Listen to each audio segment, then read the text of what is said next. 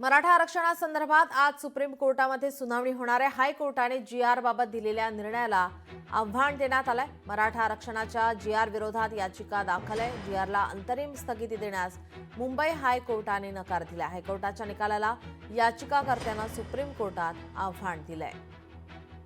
आपले प्रतिनिधी भाग्यश्री प्रधान आचार्य आपल्यासोबत जोडलेत। भाग्यश्री, काय अधिकची माहिती? नक्की 2 सप्टेंबर रोजी हैदराबाद गॅझेटनुसार मराठ्यांना ओबीसी मध्ये कुणबीच्या माध्यमातून आरक्षण मिळावे असा एक जीआर जो आहे तो महाराष्ट्र शासनाकडून काढण्यात आलेला होता। जरांगेंच्या आंदोलनानंतर याच जीआरला आव्हान देणाऱ्या काही याचिका ज्या आहेत त्या उच्च न्यायालयात दाखल झालेल्या होत्या।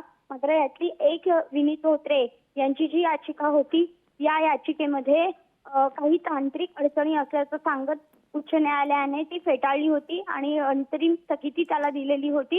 याच्यासाठी आता सर्वोच्च न्यायालयात ते दाद मागण्यासाठी गेलेले आहेत। त्यामुळे आता ही याचिका जी आहे ती सुप्रीम कोर्टात तरी टिकणार का हे बघणं महत्त्वाचं आहे। नील जी, धन्यवाद भाग्यश्री आपण दिलेल्या माहितीसाठी। लोकशाही मराठी ऐका, पहा, जागरूक रहा।